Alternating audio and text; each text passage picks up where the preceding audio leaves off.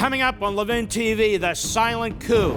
The Deputy Attorney General offered to wear a wire into the White House. It all starts now. This is where freedom rings. If you believe in America, if you believe in the Constitution empowers us. It's a new day. America's back.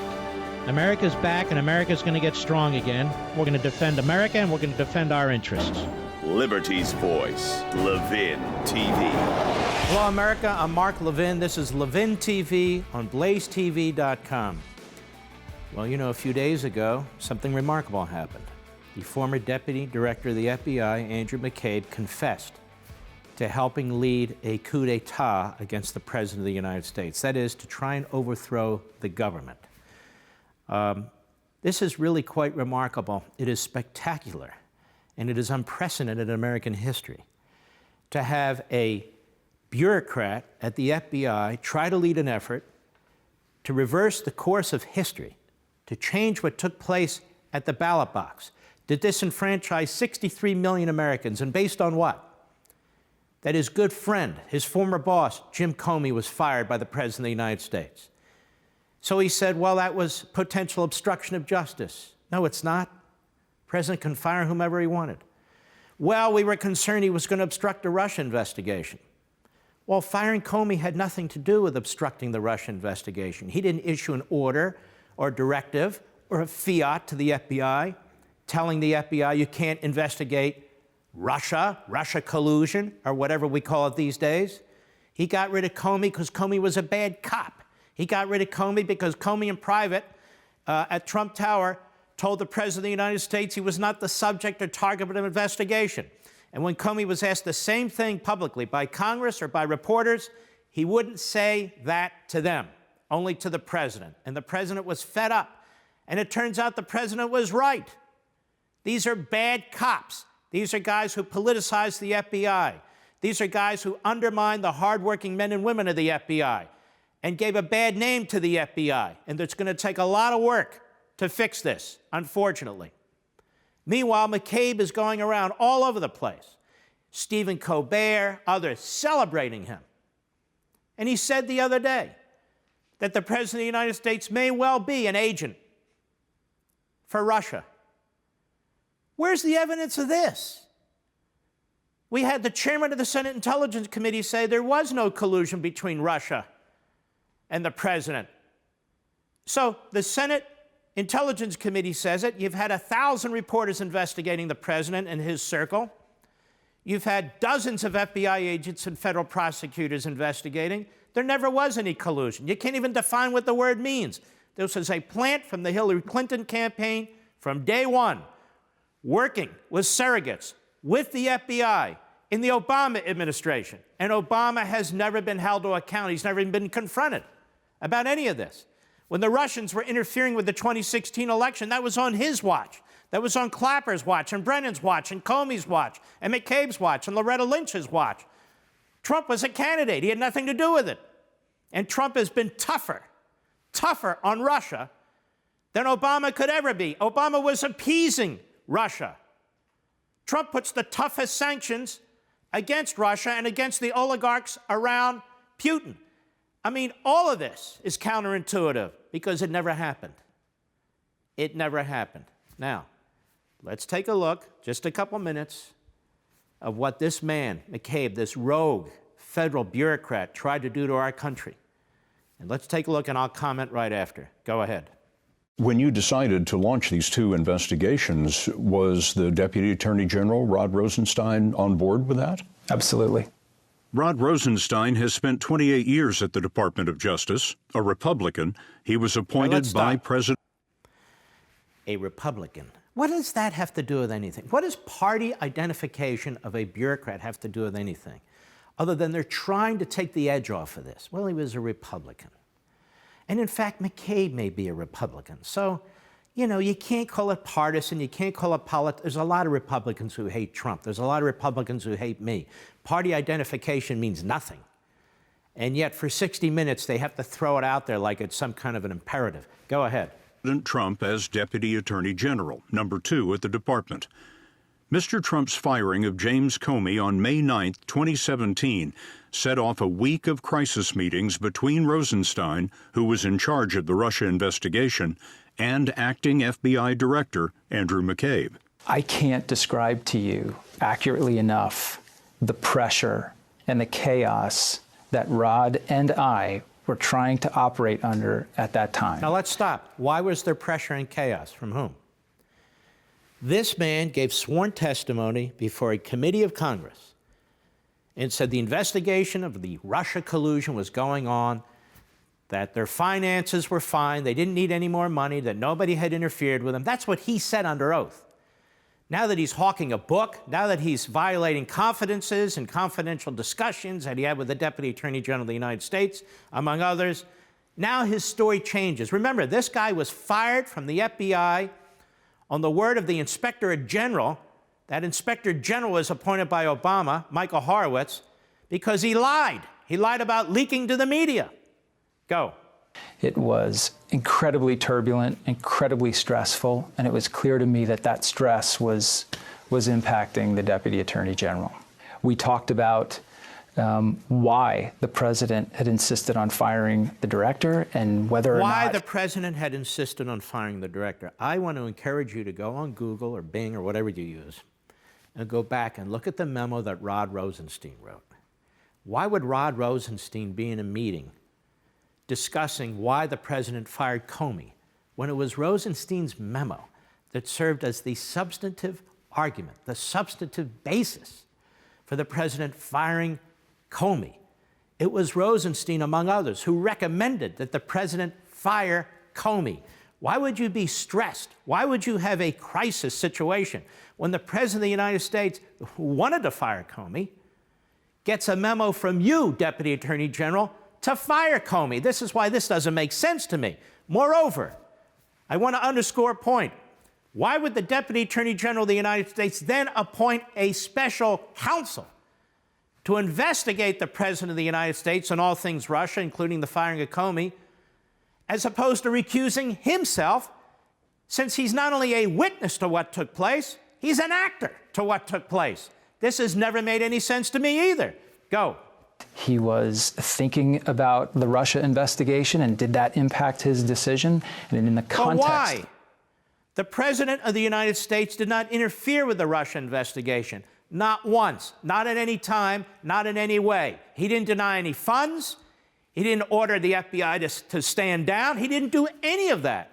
The Russia investigation went on, broader than ever, better funded than ever. The President of the United States was not involved in it.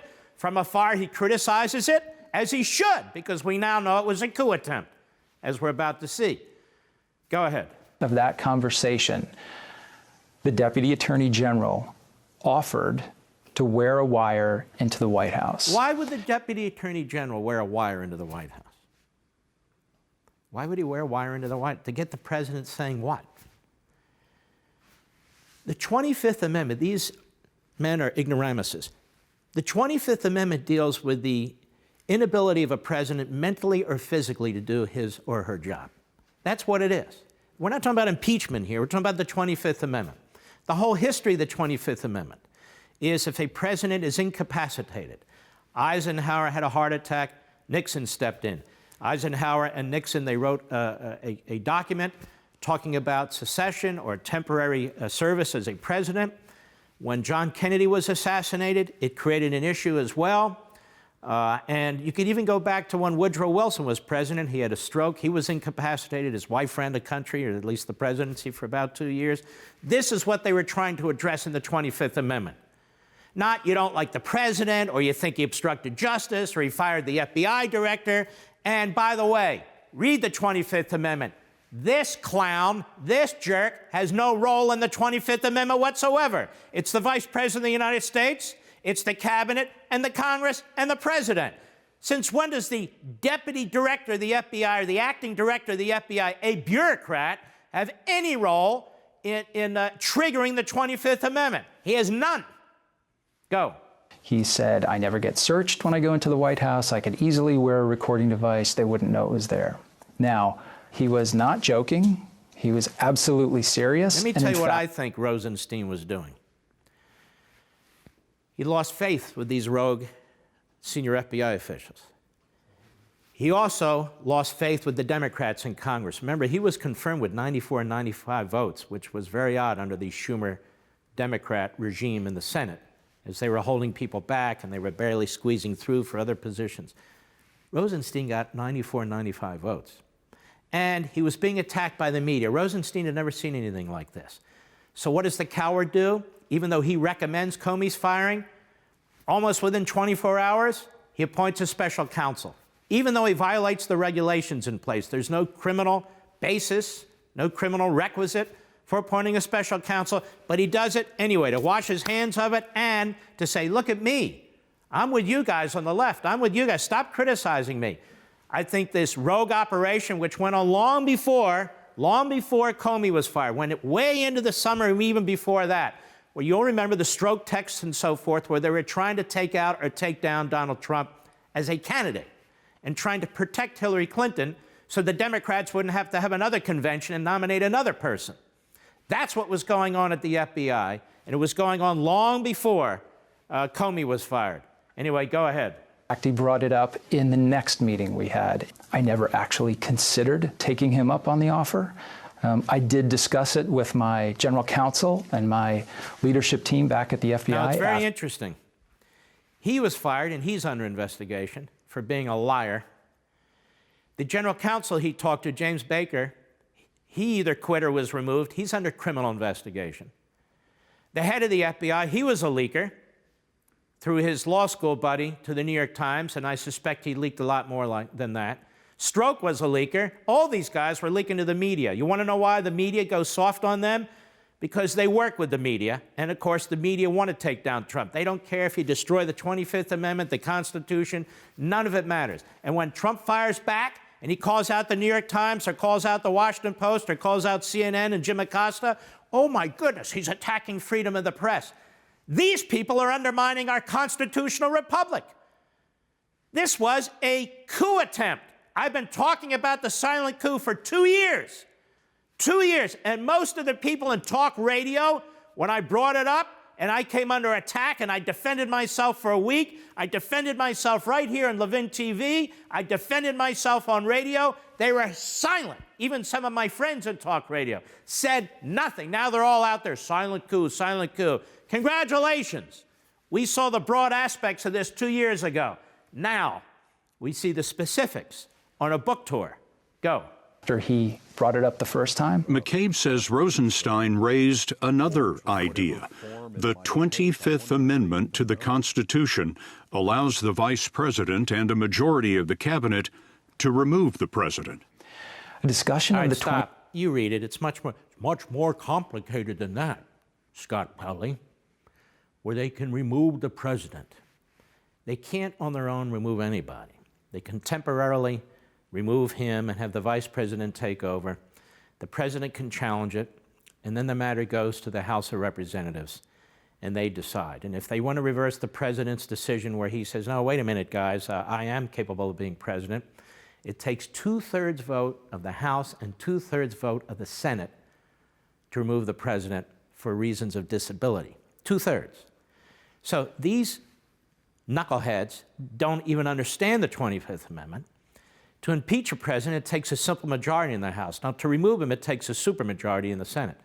But it's harder to remove a president under the 25th Amendment than it is to remove the president under the impeachment clause of the Constitution.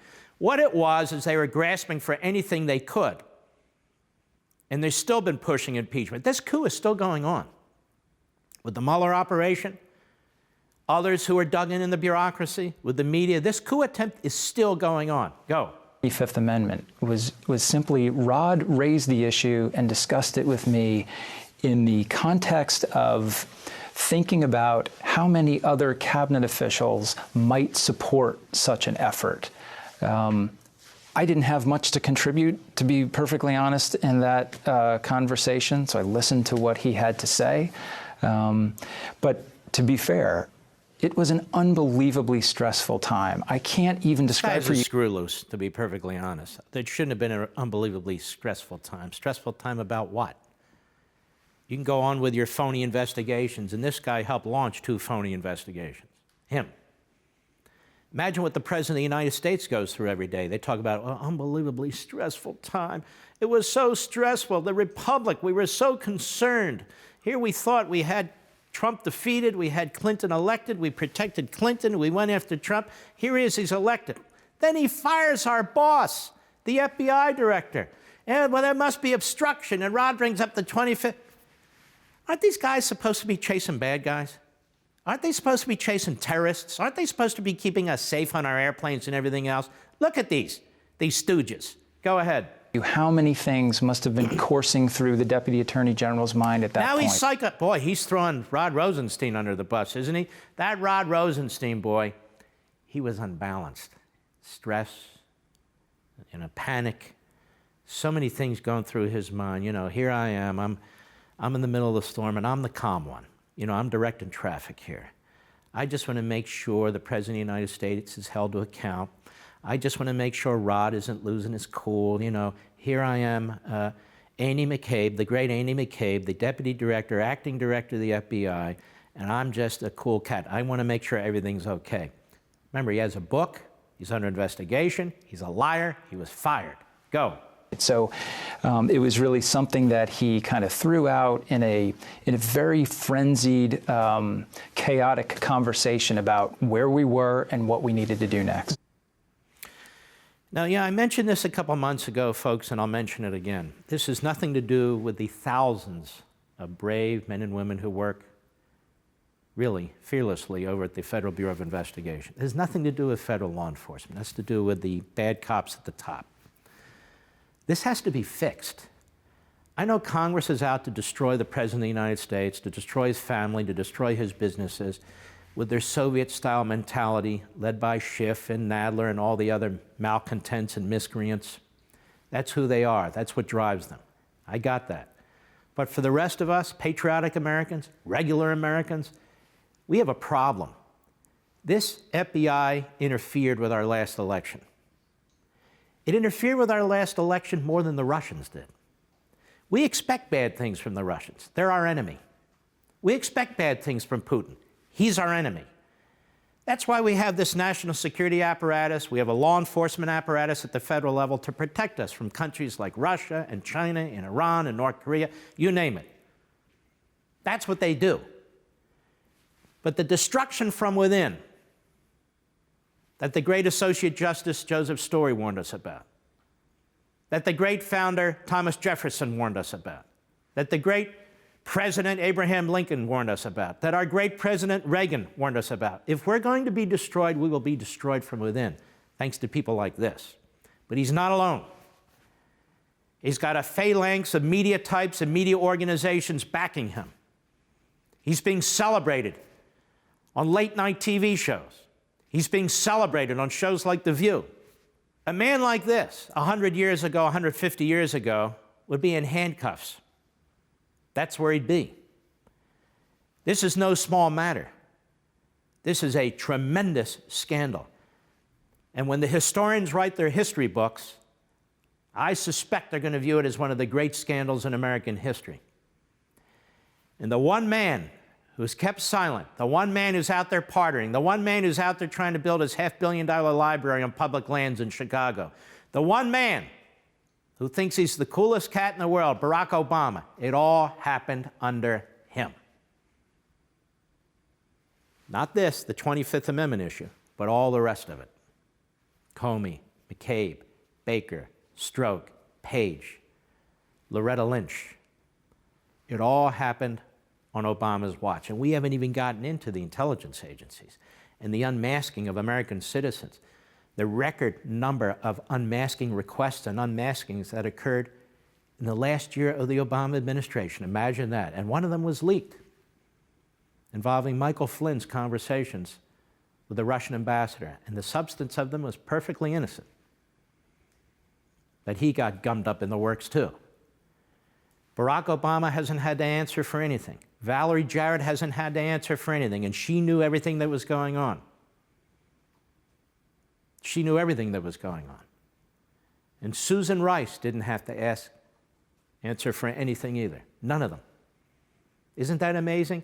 And our incurious press could care less. because Trump is the target. We got to take out Trump. And that's the goal. They can't get him impeached. They want to make sure he's defeated for re-election. That's what we're up against. Free press, we don't have a free press. We have a constitution that protects the press. This isn't a free press. This is an ideological, propagandist operation. And you have these major corporations, Time Warner, Comcast, the New York Times, Washington Post Company, owned by or run by billionaires or multiple billionaires who are perfectly happy with what their so-called newsrooms are doing. That's it for today, folks. That's not it overall. We have to keep an eye on this, and we have to understand that you and I, we're the Paul Reveres here. We're the Paul Reveres, we're the Thomas Paines, and we're not going to get any help from the mainstream media, so-called. So we'll keep an eye on this each and every day. Thanks for joining us.